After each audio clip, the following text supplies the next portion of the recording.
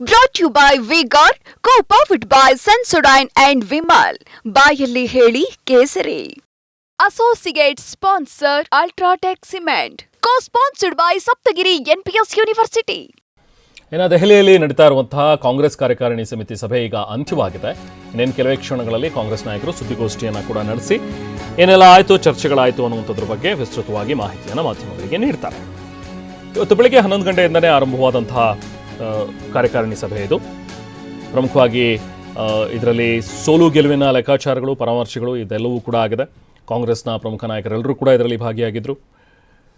So ಇವತ್ತು ನಡೆದಿರುವಂತಹ ಒಂದು ಸಭೆಯಲ್ಲಿ ಒಂದು ರಾಹುಲ್ ಗಾಂಧಿ ಅವರ ವಿಪಕ್ಷ ನಾಯಕರಾಗಿ ಆಯ್ಕೆಯಾಗುವಂಥ ಒಂದು ವಿಚಾರ ಆಗಿರ್ಬೋದು, ಅಥವಾ ವಿಪಕ್ಷಗಳು ಎಲ್ಲವೂ ಅಂಗಪಕ್ಷಗಳೆಲ್ಲವೂ ಕೂಡ ಉತ್ತಮವಾದಂಥ ಒಂದು ಸಾಧನೆಯನ್ನು ತೋರಿದಂಥ ಇದು ಇನ್ವರ್ಟರ್ ಎಸಿ. ನೀವು ಗ್ಯಾಮ್ಲರ್ ಅಲ್ವಾ? ಗ್ಯಾಮ್ಲರ್ ಜೂಜಾಡ್ತಿರಲ್ವಾ? ನೀವು ಜೂಜಾಡ್ತೀರಾ? ಇಲ್ಲ, ಯಾರು ಏನು ಹೇಳಿದ್ರು ಅಂತ ನೀನು ಎಷ್ಟು ಕಾಸ್ಟ್ಲಿ ಹಾಗೂ ಡೆಲಿಕೇಟ್ ಎಸಿ ತಗೊಂಡು ಸ್ಟೆಬಿಲೈಸರ್ ತಗೊಳ್ಳಿಲ್ಲ ಅಂದ್ರೆ ಇದು ಜೂಜಾಟ ತಾನೇ. ಒಂದೇ ಫ್ಲಕ್ಚುಯೇಷನ್ ಗೆ ನಿಮ್ಮ ಇನ್ವರ್ಟರ್ ಎಸಿಯ ಪಾರ್ಟ್ಸ್ ಡ್ಯಾಮೇಜ್ ಆಗಬಹುದು. ಅದನ್ನು ವಿ-ಗಾರ್ಡ್ ಉಪಯೋಗಿಸಿ ಸುರಕ್ಷಿತವಾಗಿರಿಸಿ. V Guard, India's number 1 stabiliser. ಎಲ್ಲವೂ ಕೂಡ ಚರ್ಚೆಗೆ ಬಂದಿದೆ.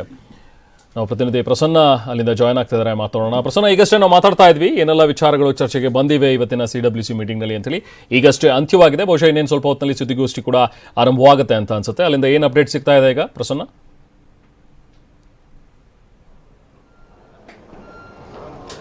ರೆಹಮಾನ್, ಸುದೀರ್ಘವಾದಂಥ ಒಂದಷ್ಟು ಮಾತುಕತೆಯನ್ನು CWC ಮೆಂಬರ್ ಮಾಡಿದ್ದಾರೆ. ಕಾಂಗ್ರೆಸ್ನ ಪ್ರಮುಖವಾದಂಥ ವಿಚಾರ ಇರುವಂಥದ್ದು ಯಾವ ರಾಜ್ಯಗಳಲ್ಲಿ ಫಲಿತಾಂಶ ಹೇಗಿತ್ತು ಅನ್ನುವಂಥದ್ದು. ಮಲ್ಲಿಕಾರ್ಜುನ್ ಖರ್ಗೆ ಅವರು ಕೂಡ ಇದೀಗ ಸಭೆಯಲ್ಲಿ ಅದೇ ಅಂಶಗಳನ್ನ ಪ್ರಸ್ತಾಪ ಮಾಡಿದ್ದಾರೆ ಎನ್ನುವಂಥ ಮಾಹಿತಿ ಲಭ್ಯವಾಗ್ತಾ ಇದೆ.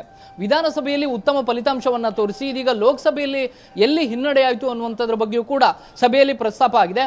ಇದೇ ಕಾರಣಕ್ಕೋಸ್ಕರ ರಾಜ್ಯವಾರು ಚರ್ಚೆಯನ್ನು ನಡೆಸೋದಕ್ಕೆ ಒಂದು ಪ್ರತ್ಯೇಕವಾದಂಥ ಸಮಯವನ್ನು ಕೊಡಬೇಕು ಅನ್ನುವಂತ ಹೇಳಿ ಸಲಹೆಗಳು ಹಿರಿಯ ನಾಯಕರಿಂದ ವ್ಯಕ್ತವಾಗಿದೆ. ಅಂದರೆ ಉದಾಹರಣೆಗೆ ಕರ್ನಾಟಕ, ತೆಲಂಗಾಣ ಈ ರೀತಿ ಪ್ರತ್ಯೇಕವಾಗಿ ಮಲ್ಲಿಕಾರ್ಜುನ್ ಖರ್ಗೆ, ರಾಹುಲ್ ಗಾಂಧಿ ಸೇರಿದಂತೆ ಆಯಾ ರಾಜ್ಯಗಳ ನಾಯಕರು ಪ್ರತ್ಯೇಕವಾದಂಥ ಸಭೆಯನ್ನು ಮಾಡಬೇಕು.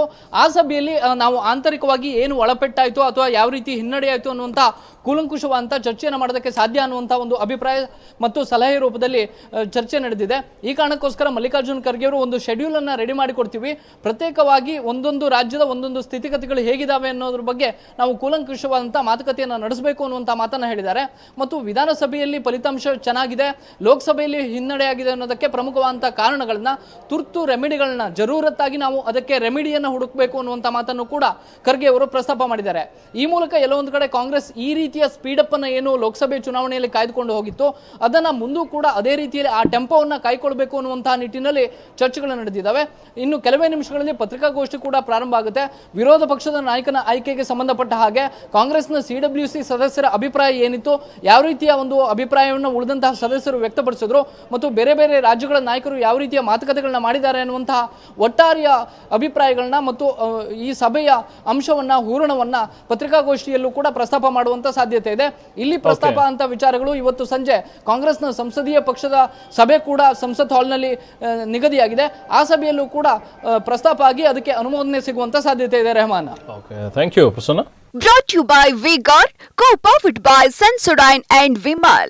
ಬಾಯಲ್ಲಿ ಹೇಳಿ ಕೇಸರಿ.